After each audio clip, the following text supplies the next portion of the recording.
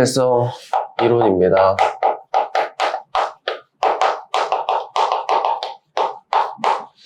자, 요거 같은 경우는 이제 뒤에서 좀 결론을 얘기하겠지만 이제 어떤 특수한 상황에서 적용된다는 겁니다. 여기서 얘기하는 특수한 상황이라는 건 관성 좌표계라는 걸 얘기해요. 우리가 관성 좌표계가 뭔데 살면서 처음 들어봤을 텐데 우리가 여기서부터는 이제 관측자라는 개념이 들어가요. 그러니까 이 어떤 현상을 보는 사람에 따라서 다른 겁니다. 근데 관성 좌표계가 뭐냐면 우리 혹시 관성이 뭐였는지 기억나요? 자기 운동상 원래 운동 상태를 유지하려는 성질이잖아. 그러니까 물체가요, 관측자가 정지 또는 등속 운동하고 있는 거를 관성 좌표계에 있다고 얘기를 합니다. 알겠지? 그럼 이제 우리가 여기서 주로 다루는 내용이 뭐냐면 이 관측자의 상태에 따라서 물체가 보이는 모습이 다르다 이겁니다. 예를 들어서 우리가 어떤 상자가 있어요. 상자가 멈춰 있어. 두 명의 사람이 있어. 이 사람은 가만히 있고요. 이 사람은 오른쪽으로 2m/s로 걸어갑니다. 이 사람이 볼 때 얘는 어떻게 보여? 멈춰 있겠죠 뭐. 맞지? 근데 이 사람이 볼 때는? 그래, 뒤로 2m/s로 가잖아. 그럼 이 상자가 뭐 달라? 결과적으로는 그냥 가만히 있는 상자잖아. 근데 이렇게 보는 사람의 상태에 따라서 보이는 모습이 다르다는 겁니다. 관측되는 상황이 다르게 느껴진다. 다르게 관측된다. 왜요? 둘은 다른 좌표계에 있어서 그래요. 얘는 정지 좌표계에 있는 거고 이 친구는 오른쪽으로 2m/s로 등속 운동하는 좌표계에 있다고 표현을 합니다. 그러니까 다른 좌표에 있으니까 보이는 물체를 관측할 때도 다르게 관측된다. 이런 소리를 하는 겁니다. 이거를 상대성 이론이라고 하는 거예요. 상대성 원리. 알겠죠? 관측자에 따라서 다르게 된다. 이렇게요. 그럼 이제 뭐가 다른 건데, 그러니까 이제 관성 좌표계에 있는 관측자에 따라서 뭔가가 상대적이다 라는 이론을 상대성 이론이라고 하는 거야. 여기서 말하는 상대적인 게 뭐냐면 뒤에서 나오겠지만 질량, 시간, 길이 이 세 가지가 사람마다 다르게 관측될 거다 라는 이론을 상대성 이론이라고 하는 겁니다. 특수상대성 이론 그 중에서도. 알겠죠? 관성 좌표계에서 괜찮니? 꺼? 괜찮죠? 네. 그럼 이제 여기서 이제 우리가 잠깐 빛의 역사를 좀 잠깐 봐야 되는데 우리가 이 과학자 중에 마이클슨 몰리라는 과학자들이 있어. 두 명이야, 두 명. 마이클슨 몰리 다른 사람입니다. 얘네가 실험을 해요. 무슨 실험을 하냐면 이 당시가 어떤 시기냐면 이제 막 파동 연구를 하고 있을 때입니다. 그러니까 우리가 파동이라는 거는 매질이 필요하거든요. 여기서 매질이 뭐냐? 파동을 전달해주는 물질들을 매질이라고 해요. 그럼 파동이 뭔데? 진동이 퍼져나가는 걸 파동이라고 합니다. 우리 대표적인 파동 여러 가지 얘기해보죠. 소리, 뭐 물결파 이거 두 개 한번 예를 들어봅시다. 소리는 뭐가 있어야 소리가 전달되죠? 공기가 있어야 공기가 매질 역할을 해주기 때문이야. 물결파는 파도 치는 거 뭐가 필요해? 물이 있어야 되겠죠. 맞지? 이렇게 파동에는 매질이 필요하단 말이야. 파동이란 건. 그럼 이제 빛도 파동이니까 빛도 매질 있겠네 라고 할 수 있잖아. 발견되기 이전에는.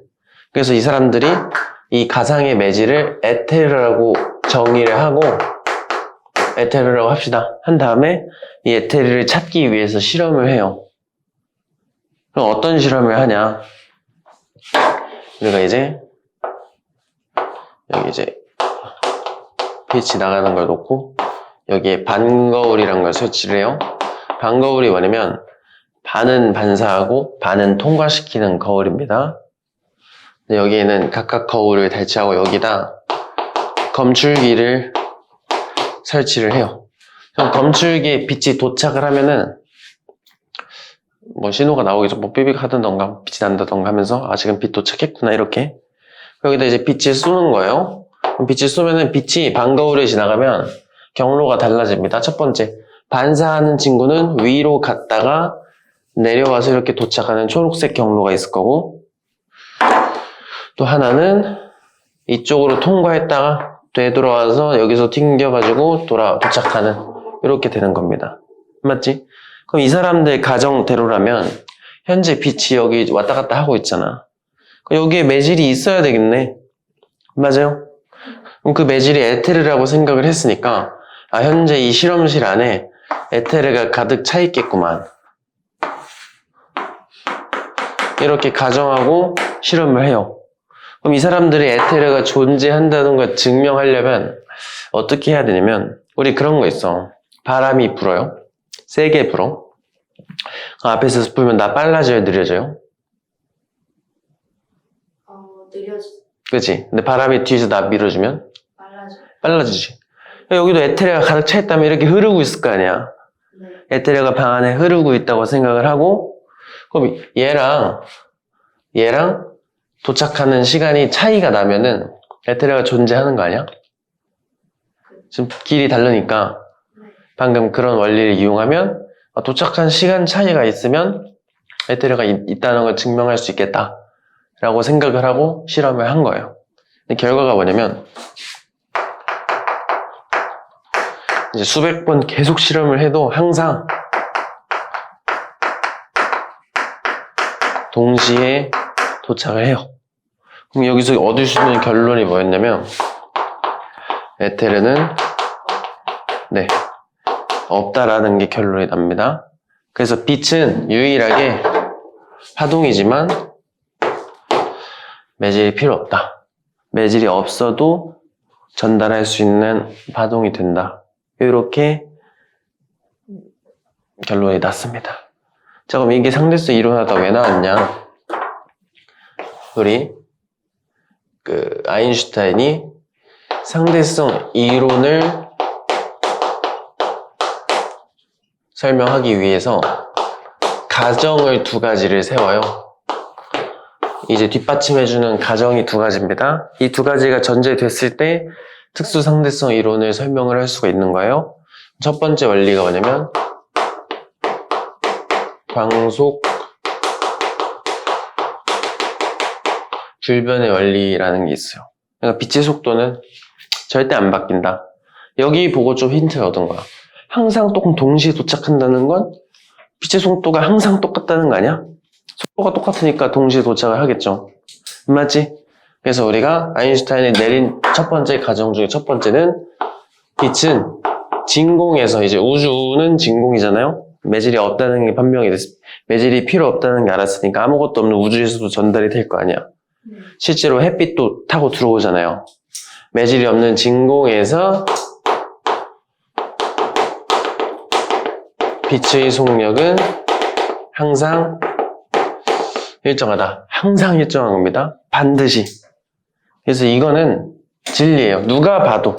우리 아까 관측자에 따라서 다르게 측정된다 했잖아. 근데 예외로 속도는 반드시 똑같습니다.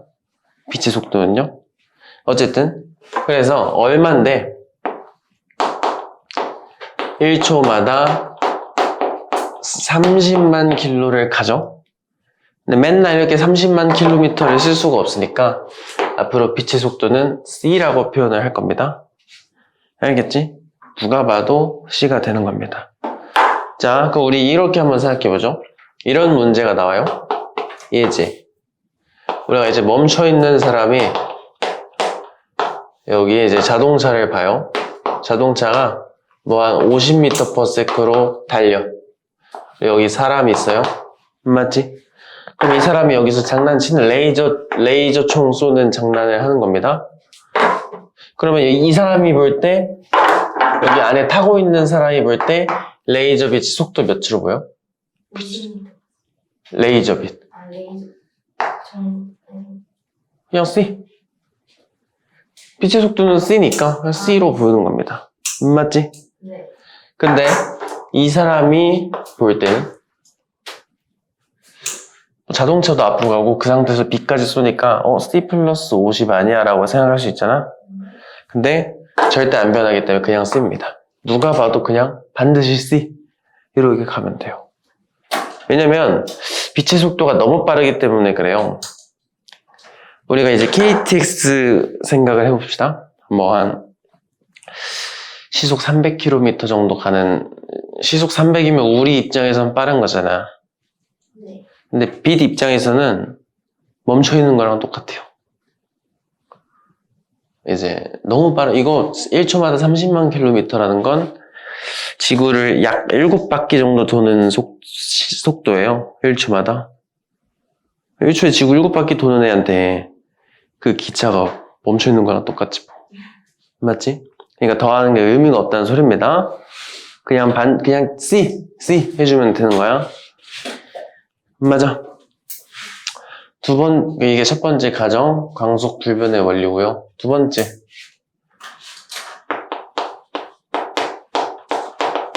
상대성 원리가 됩니다. 여러분, 조심. 상대성 원리는 가정에 들어가는 거고, 이 가정 두 개를 합쳐서 이론을 만든 겁니다. 상대성 이론, 상대성 원리 다른 거예요. 구분을 좀 하셔야 됩니다.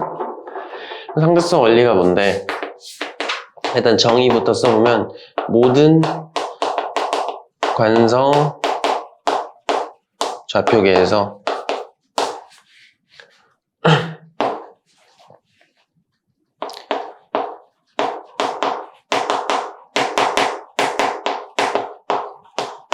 물리 법칙은 동등하다. 자, 그냥 그대로 정의대로 쓰면은 이게 무슨 말인가 싶어요. 예시를 한번 들어볼게. 우리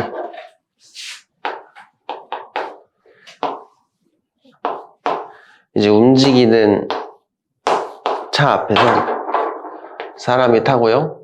이제 이 사람한테 이제 이렇게 공을 이렇게 위로 던질 겁니다. 맞지?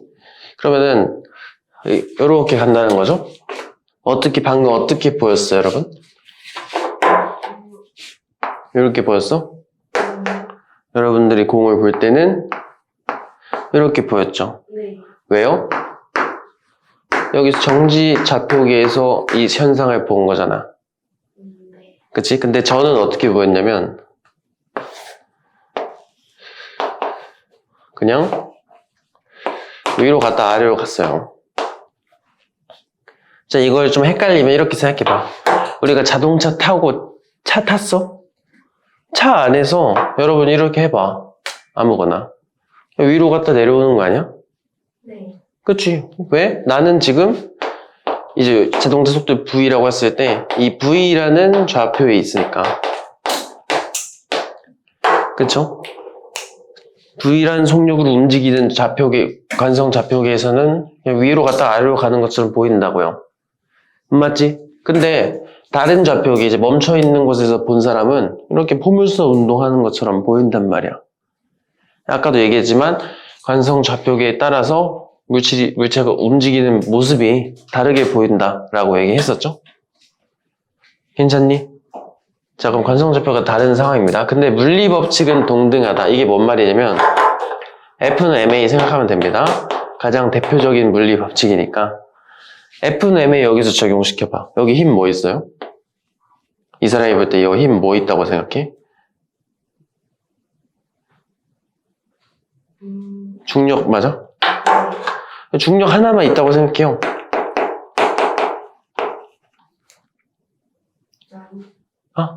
중력 하나만. 힘. 공중에 떠 있으면 힘은 중력 혼자 아니야? 네.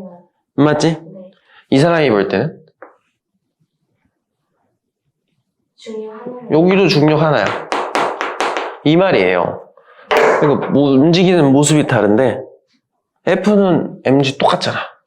네. 그러니까 F는 ma는 똑같다. 이 얘기를 하는 거야. 자, 그럼 이거를 문제풀이 할 때는 어떻게 적용해야 되냐면 이게 뭔 말이냐면요.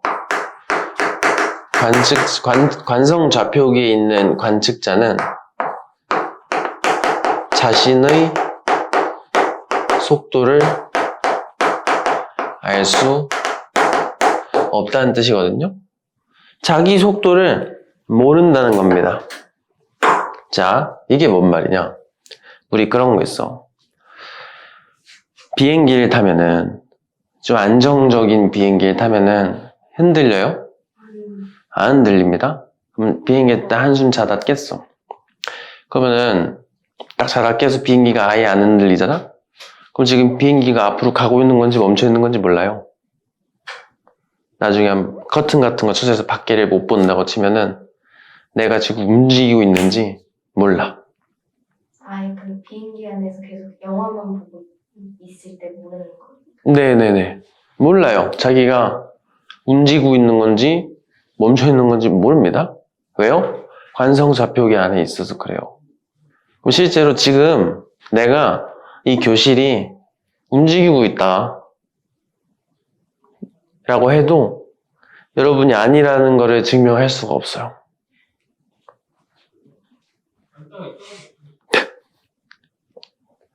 증명할 수가 없다는 겁니다. 무슨 말인지 이해돼요? 네. 실제로 그렇습니다.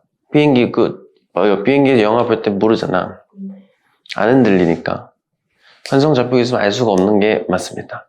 그럼 문제 풀 때 어떻게 생각하면 되냐면 그냥 자신은 멈춰 있다고 생각해도 돼. 자기는 멈춰 있고 움직이는 건 다 남들이 하는 거야. 그럼 내가 관성 좌표기 있는 사람이라 해봅시다. 내가 이렇게 걸어가요. 그럼 내 입장에서는 나는 가만히 있었고요. 벽이 나한테 온 거야.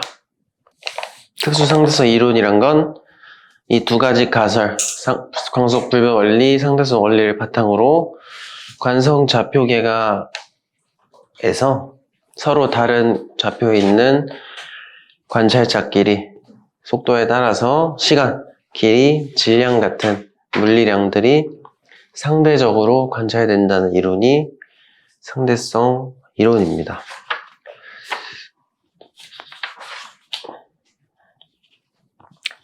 자, 그럼 이제 이 관련된 현상 이제 여러 가지가 있는데 제일 먼저 관련 현상 첫 번째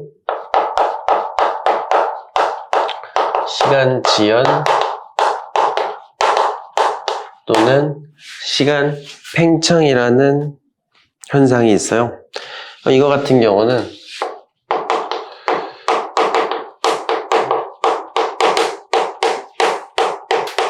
정지한 관찰자가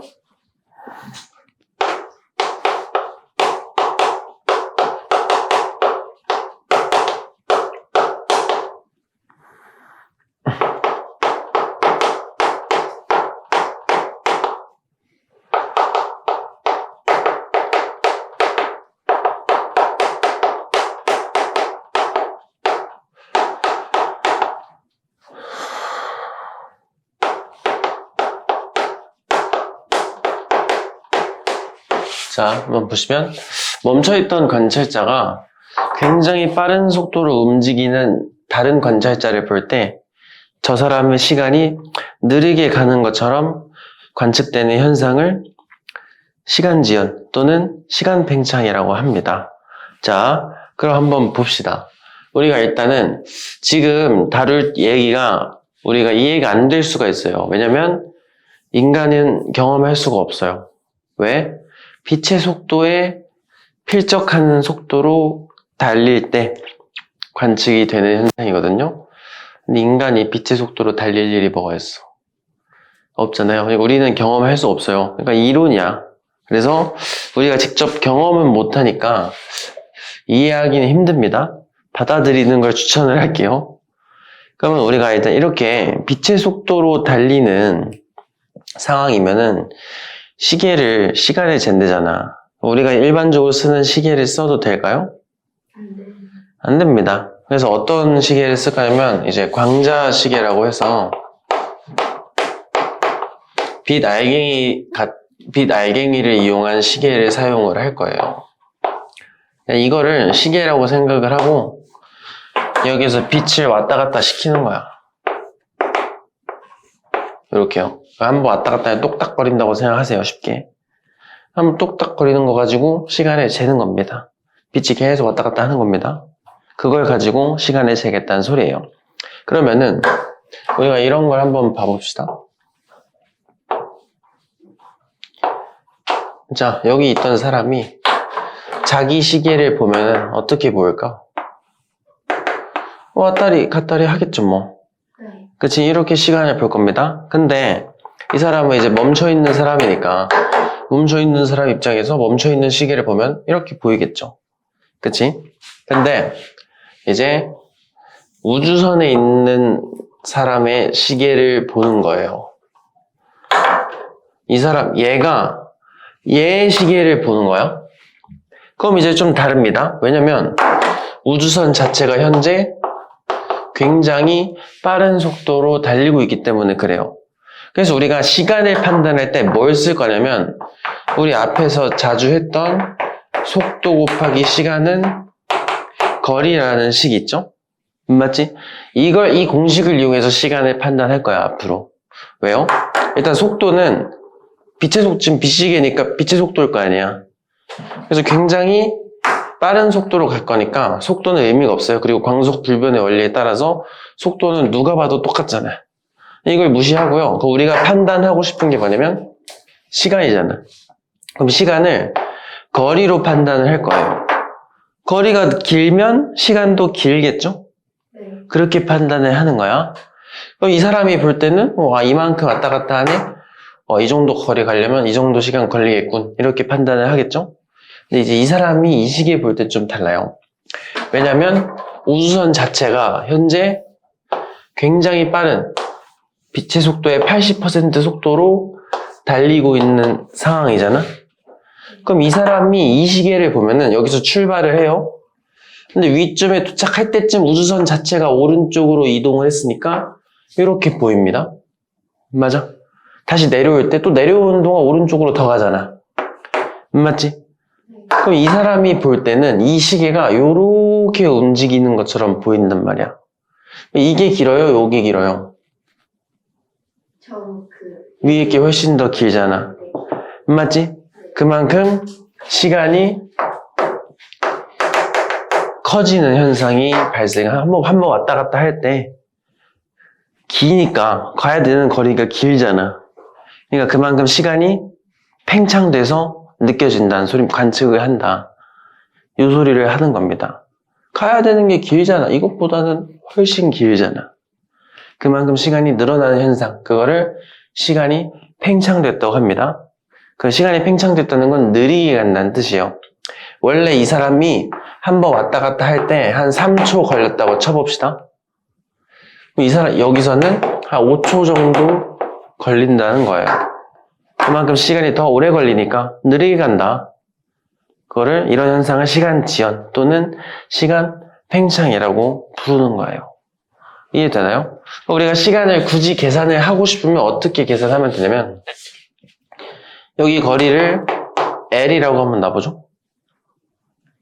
거리 L이라고 두면은 이 사람이 잰 시간은 왔다 갔다 해야 되니까 총 2L만큼 가야 되는 거 맞아요? 네. 근데 빛의 속도로 가는 거잖아.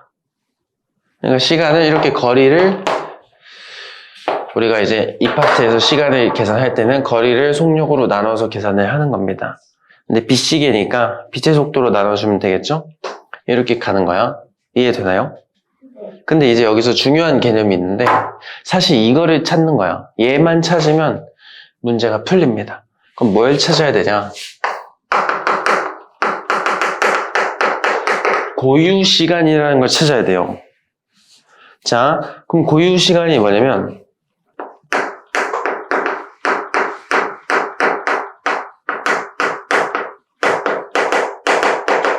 관찰자가 봤을 때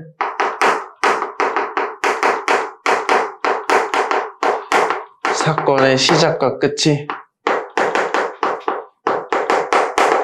같은 위치로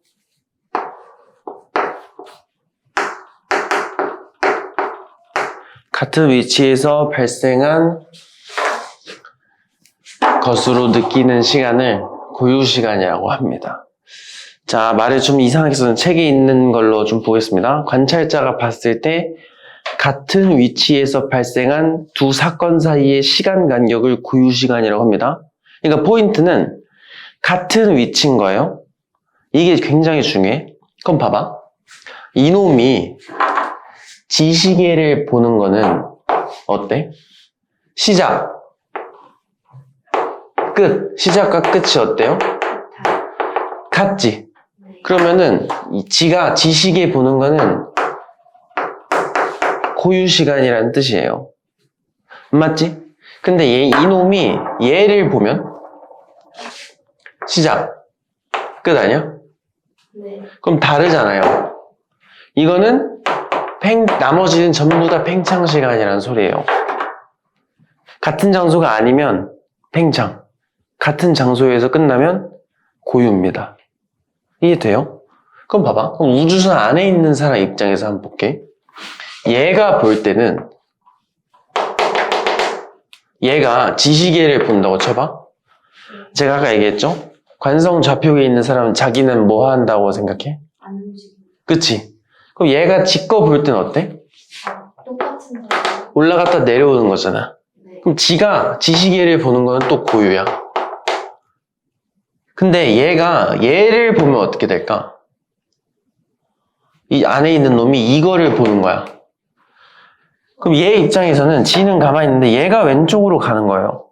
네. 맞지? 그럼 얘가 얘 시계를 볼 때는 시작, 여기서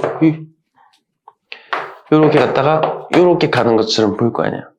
네. 그럼 시작과 끝은 다르니까 팽창 시간으로 보는 겁니다. 그러니까 지가 지 거 볼 때보다 서로가 상대방 거 볼 때 상대방의 시간이 더 느리게 가는 것처럼 관찰되는 현상을 시간 지연이다, 이렇게 얘기를 하면 됩니다. 무슨 말인지 이해되나요? 네. 맞아. 자, 이거를 좀 여러 번 연습을 할 겁니다. 그래서 뒤로 넘겨 보시면요, 사실 로렌츠 인자 R인데 이게 얼만큼 팽창되냐 이거예요. 사실 이거를 유도를 굳이 안 하겠습니다. 이거 하면은 더 헷갈릴 수도 있으니까 이건 넘어가고 결론만 얘기해 줄게요. 얼마나 팽창이 되냐면, 우리가 팽창된 시간은요, 고유 시간에 이 로렌츠 인자를 곱한 만큼 팽창이 돼요. 네. 자, 로렌츠 인자 어떻게 계산하는 건데, 이거 공식만 알려드리겠습니다. 사실 근데 써먹을 일 없어요. 이렇게 계산하는 거거든요. 이 V에다가 뭐 집어넣는 거냐면 상대방의 속도를 집어넣는 겁니다. 그럼 이 사람 입장에서 얘 시간 속도는 0.8c잖아. 이 V에다 0.8을 집어넣잖아요. 그럼 이 값이 어떻게 나오냐면 3분의 5가 나오거든요. 0.8이 좀 그 숫자가 그나마 예쁘게 나와가지고 0.8이라는 숫자를 자주 씁니다. 그럼 이제 얼마나 팽창되는 건데, 지가 지시계 봤을 때 3초라고 계산했잖아. 그럼 고유 시간이 3초인 거잖아요. 로렌츠 인자가 3분의 5면은 다른 사람의 시간은 5초로 관측이 된다. 이런 식으로 시간이 커지는 것처럼 느껴진다. 이런 거를 시간 팽창이라고 부르는 겁니다. 질문 있나요, 혹시? 괜찮아? 그럼 두 번째.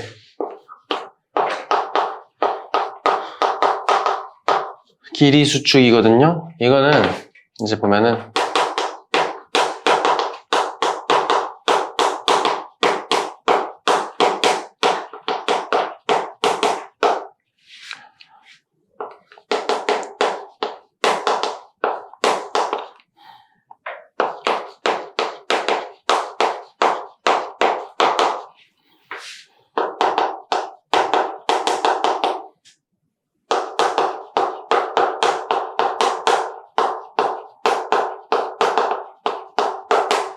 자, 요건데 멈춰있는 놈이 다른 움직이는 애들 거 봤을 때 그 녀석의 길이가 줄어드는 것처럼 보이는 현상을 길이 수축이라고 하는 거예요.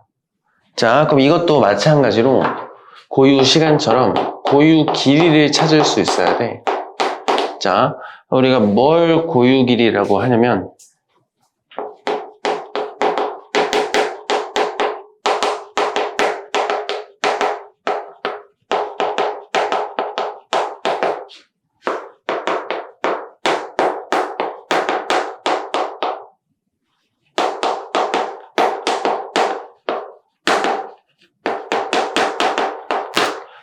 어떤 특정 관측자가 봤을 때 멈춰있는 것으로 관측되는 사람이 측정한 길이가 고유 길이가 됩니다. 자, 그럼 이것도 한번 상황을 들어볼게요. 누가 체크한 게 고유인지 한번 봐봐. 우리가 사람이 이제 막대기 위에 A라는 사람이 올라가 있어요. 이 사람이 여기까지 걸어갈 겁니다. 이렇게. 이거를 여기 앉아서 B가 보는 거예요. 이때 여기 길이 L하고요. 그 다음에 여기서 여기까지 갈 때 걸린 시간 T가 있습니다. 그럼 이 시간과 길이를 A, B가 각각 계산을 한 겁니다. 관측을. 그러면 A가 측정한 길이, A가 측정한 시간, B가 측정한 길이, B가 측정한 시간 이렇게 있을 겁니다. 그럼 누가 고유고 누가 팽창이고 누가 수축된 길인지를 우리가 판단을 하는 거예요. 그럼 한번 봅시다. 시간부터 다시 한번 연습해볼게. 시간은 관측 당시 그 사건의 시작과 끝이 같은 장소면 고유예요. 그럼 A 입장에서 한번 볼까? A 입장은 어때? 지는 가만히 있었어요. 자기는 가만히 있었고 얘가 이렇게 온 거야. 바닥이. 맞니? 그러면 A 입장에서 시작, 끝 똑같잖아. 그럼 이 사건은 A가 잰 게 고유 시간이 됩니다. 그러면 B가 잰 거는 팽창 시간이 되거든요. 왜요? B 입장에서는 시작, 끝이잖아. 다른 장소니까 팽창 시간으로 계산이 된다. 그럼 이제 고유 길이를 재볼게요. B 입장에서 멈춰있는 걸로 봐야 돼. 이 막대기가 멈춰있는 걸로 보이는 건 누구예요? B예요? A예요? B잖아. 그럼 B가 잰 거리가 고유 길이가 되고요. A 입장에서 막대기가 움직였어요. 그러니까 얘가 수축된 길이로 보인다는 소리입니다. 이해되나요? 얼마나 줄어드는데 로렌츠 인자의 역수만큼 줄거든요. 그걸 한번 봅시다. 속도를 V라고 두면은 B 입장에서 우리 거리 속시거 공식을 써보면 속도를 V라고 가정하면 B가 잰 시간을 곱하면 B가 잰 거리가 나오는 거고요. A 입장에서는 A가 측정한 시간을 집어넣으면 A가 측정한 거리가 나옵니다. 맞니? 이거를 이제 나눠봐. 이렇게 분수 형태로. 그러면은 V 날아가겠죠, 어차피. 속도는 똑같으니까 안 변하고. 그러면 T B분의 T A는 L B분의 L A라는 관계가 나옵니다. 근데 시간 누가 고유였다고? 이게 고유죠? 그럼 팽창 시간 T B는 다르게 고치면 고유 시간인 TA의 로렌츠 인자 곱한 만큼 돼요. 맞지? 그럼 이거 지워지겠죠? 정리를 해보면 LB 그러니까 고유 길이에 로렌츠 인자의 역수를 곱하면 수축된 길이가 나온다. 이렇게 정리를 할 수가 있습니다. 맞아요. 로렌츠 인자는 항상 1보다 크거든요. 그 역수 취하면 1보다 작겠죠? 그만큼 줄어든다. 요겁니다. 이렇게 계산을 해주면 돼요.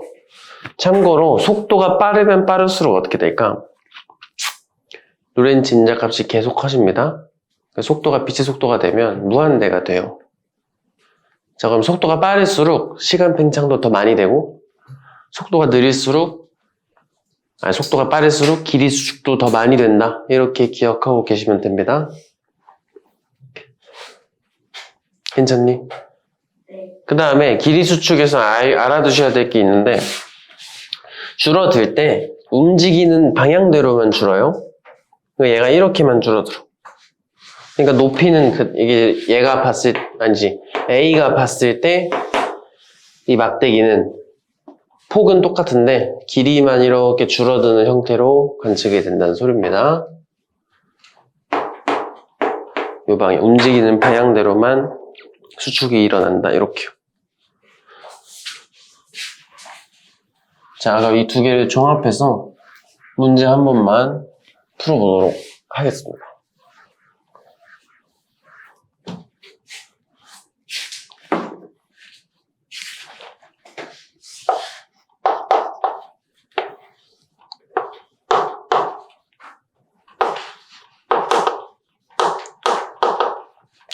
자, 실제로 화성이라고 하면 안 되고 별, 어떤 미지의 행성.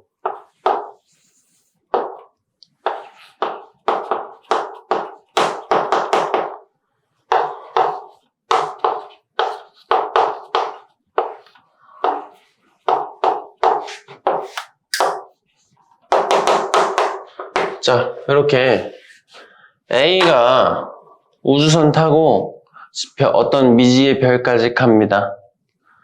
그럼 이때 B가 측정한 시간하고 A가 측정한 시간을 구해보는 거예요. 이때 광년이라는 단위가 나오는데 광년은 거리의 단위예요. 빛의 속도로 1년 갔을 때 거리를 1광년이라 부릅니다. 자, 그럼 이거를 할 때는 이렇게 가면 돼요. A 입장, B 입장. 우리가 어차피 속도는 똑같으니까 0.8c일 겁니다. 우주선 속도는. 맞아요?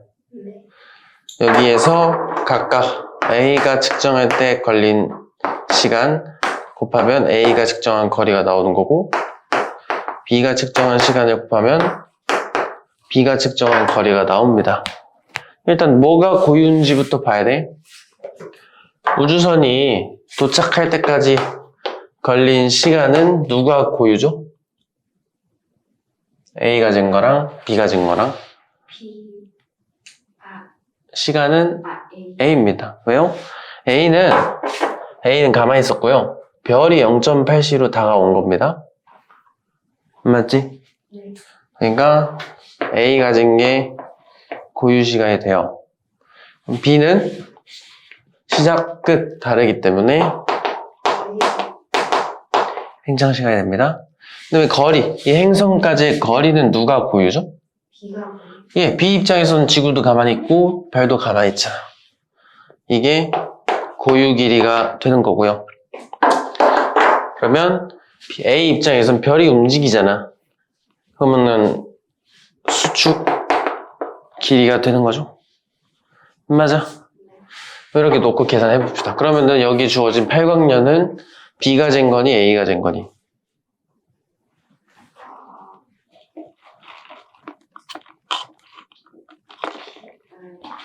B입니다. B.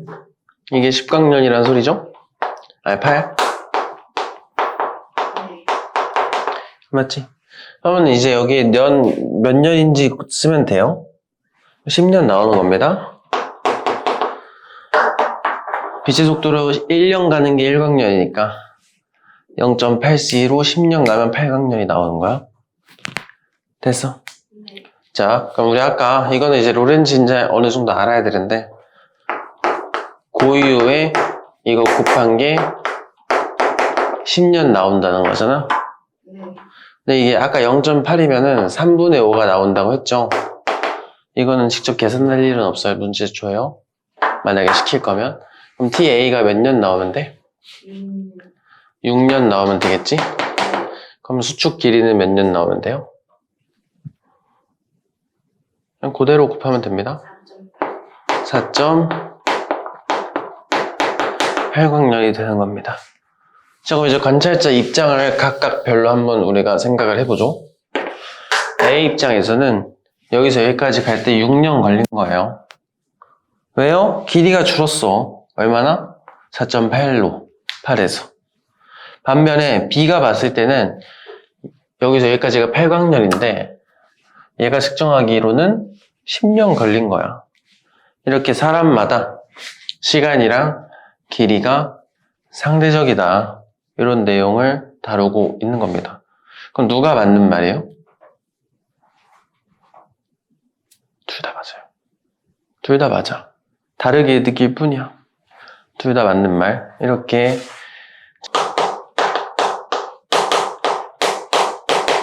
자, 동시성의 상대성이라는 게 있는데 이건 뭐냐면 누군가한테는 동시에 일어난 일이 다른 누군가한테는 동시에 일어난 일이 아닐 수도 있다. 이런 내용이에요. 예를 들면 이런 거지. 내가 이 양쪽에 공을 던져요. 내가 한 가운데 서서 던지면 동시에 도착할 거 아니야. 네. 근데 다른 관성이 있는 사람이 보면 동시 도착한 게 아닌 것처럼 보일 수도 있다는 소리입니다. 자, 그럼 한번 보죠. 두 가지 예시가 있습니다. 첫 번째는 가운데에 빛이 나는 광원을 설치하고 양쪽으로 빛을 쏠 거예요. 근데 여기에 이제 사람이 있는 거지. 여기 A, B 이렇게 가는 거야. 우주선이고요. 굉장히 빠른 속도로 달리는 우주선. 이거를 멈춰 있는 사람이 볼 건데 뭐 이제 철수와 영이라고 한번 봐봅시다. 그러면 철수 입장에서 한번 보죠. 철수 입장에서는 뭐 이게 가운데 전구를 설치했으니까 전구는 빛을 사방으로 쏘잖아. 네. 그럼 당연히 왼쪽으로 가는 빛, 오른쪽으로 가는 빛 둘 다 동시에 출발했다고 느낄 겁니다. 맞지? 이제 걸리는 시간을 판단해서 누가 먼저 도착하는지 시간이 짧으면 먼저 도착한 거잖아요. 근데 우리가 시간은 뭘로 판단하기로 했냐면 거리 가지고 판단하기로 했죠. 그러니까 여기 거리가 가운데니까 똑같을 거 아니야. 철수 입장에서는. 네. 그치? 그러니까 당연히 동시 출발해서 두 빛이 동시에 도착한다고 생각을 할 겁니다. 근데 이제 영희 입장에서는 좀 다르다는 거예요. 근데 여기서도 중요한 게 있는데 이게 위치에 따라서 또 좀 달라요. 어떤 특정 장소에서 동시에 일어난 일이 같은 장소에서 일어난 일이면 누가 봐도 동시에요, 여러분. 이거는 이렇게 찾아야 됩니다. 그럼 출발하는 거는 어때? 여기 전구에서 나오는 거잖아. 똑같은 장소에서 두 가지 사건이 일어난 거잖아요. 네. 그럼 이거는 얘가 봐도 동시에 나가야 돼. 이런 거지. 이제 내가 똑같은 수 이렇게 탁 던진 건데 이게 다를 수가 없잖아. 그러니까 같은 장소면 동시에 일어났다는 소리입니다. 근데 이제 다른 장소면 좀 다르다는 거야. 이제 도착하는 거는 A벽, B벽은 위치가 다르잖아요. 맞지? 그럼 이거는 이제 다른 장소니까 영희 입장에선 동시 도착이 아니다. 이런 내용입니다. 그럼 어떻게 되는지 한번 봐봐. 출발할 당시는 여기가 맞아요. 위치가. 출발 당시 위치가 여기가 맞죠? 네. 근데 이제 도착할 때쯤이면 영희 입장에서는 우주선 자체가 오른쪽으로 가잖아. 네. 맞지? 그러면은 왼쪽으로 간 빛은 도착 포인트가 어디예요? 여기야. 여기서 도착한 거야. 오른쪽으로 간 빛은 여기까지 도착해야 여기까지 가야 도착을 할 수 있어요. 그럼 이제 우리는 시간을 판단할 때 거리만 보면 되는 거예요. 그럼 왼쪽으로 가는 거는 얘는 이만큼만 가면 돼. 맞아요? 네. 근데 오른쪽으로 가는 애는 요만큼 가야 돼. 누가 더 많이 가야 돼? B가 B로 가는 게 더 많이 가야 되죠. 네. 그럼 누가 더 먼저 끝나겠어요? A가 그래서 영희 입장에서는 A를 먼저 도착한다고 생각을 하는 겁니다. 철수 입장에서 왜 동시야? 애초에 거리가 똑같았잖아. 그러니까 똑같았는데 영희 입장에서 얘가 가깝고 얘가 멀어요. 그치? 그러니까 A를 먼저 도착한다고 생각한다는 겁니다. 이해되니? 그래서 마찬가지야. 누군가한테 동시였던 사건이 다른 누군가한테는 동시가 아닐 수가 있다. 이렇게 기억하시면 됩니다. 예시가 한 가지 더 있어. 이거 한번 볼게요. 똑같습니다.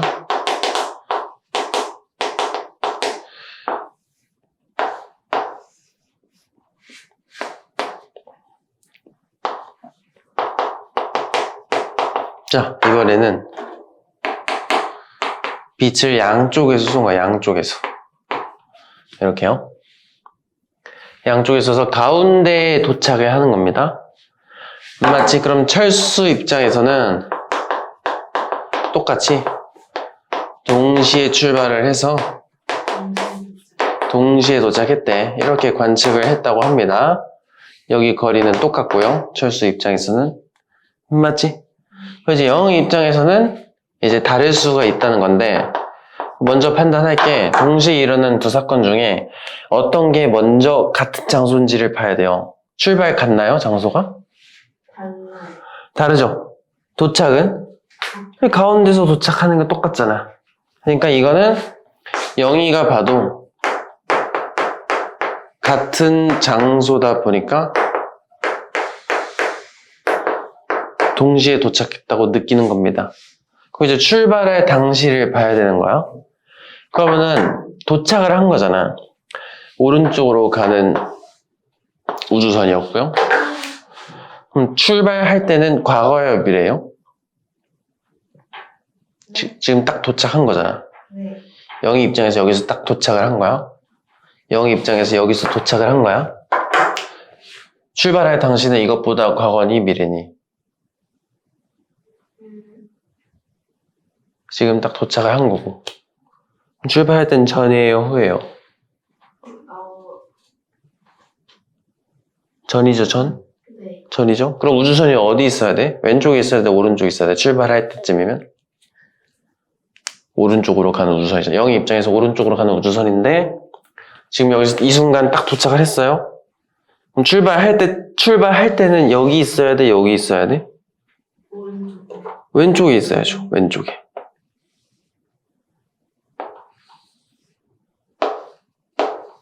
여기서 출발하고 우주선이 오른쪽 가니까 여기서 딱 도착한 거잖아.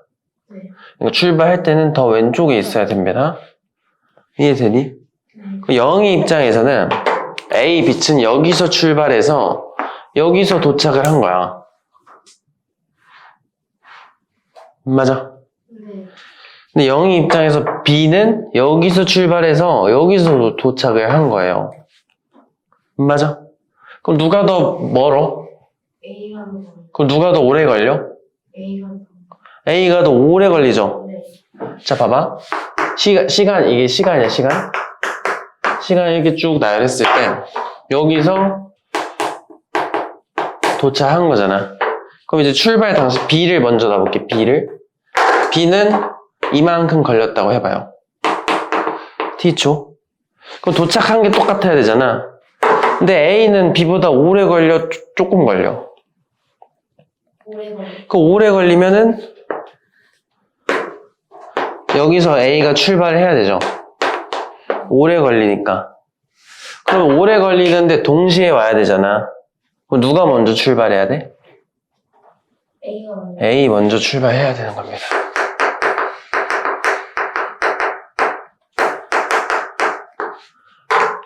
이해되나요? 네. 이렇게 두 가지 케이스가 있어요. 크게. 도착한 건지 출발한 건지 보고 뭐가 같은 장소에서 일어난 일인지 판단한 다음에 나머지를 이렇게 시간대별로 위치가 어딘지 판단해서 얼마나 가야 도착할 수 있는지 판단해가지고 시간을 판단하고 그걸 이용해서 누가 먼저 도착하는지를 계산하는 겁니다. 괜찮나요? 네. 넘어가도 돼? 네. 이게 문제 보시면 알겠지만 문제는 되게 어렵지 않아. 계산하는 게 없어요. 계산하는 거 하나도 없다 이제. 넘어가도 되니? 그럼 이제 마지막.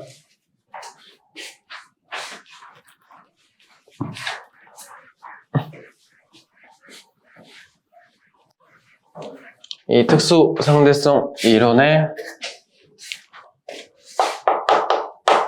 증거. 우리가 이론 이렇게 떠들어도 증거가 없으면 아무도 안 믿잖아. 네. 증거가 있어야 된다는 소리입니다. 그래서 이 증거를 이제 뮤온.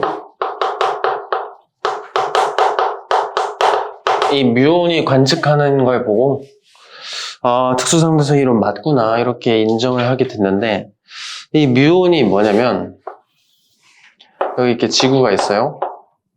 여기 이제 태양이 있겠죠? 그리고 여기는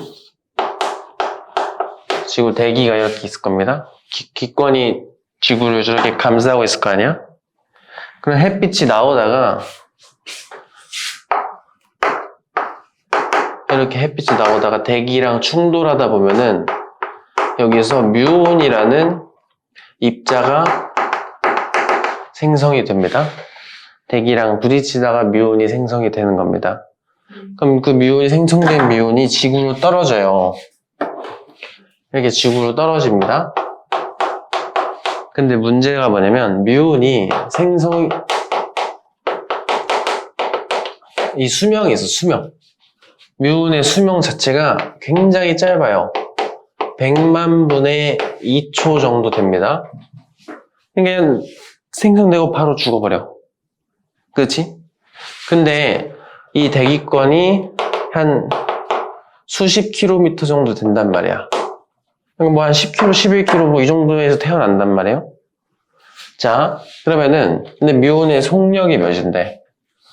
이 뮤온은 속력이 꽤 빠릅니다. 0.99c 정도. 빛의 속도랑 거의 비슷하죠? 빛의 속도랑 99% 정도로 굉장히 빠른 속력을 가지고 있다. 한번 봐봐. 뮤온의 원래 이 속력으로 뮤온의 수명만큼 달리면 몇 미터 정도 갈 수 있냐면 약 600m 밖에 못 가요. 엄청 빠르지만 그만큼 수명이 굉장히 짧기 때문에 100분의 2가 아니고 100만 분의 2입니다. 굉장히 짧은 시간 동안만 살아있을 수 있기 때문에 이만큼밖에 못 가. 그럼 이론상 뮤온이 바닥에 도착할 수 있어요? 없어요? 없어요. 없잖아. 근데 도착을 해요. 바닥에서 뮤온의 흔적이 발견이 됩니다. 말이 안 되잖아요.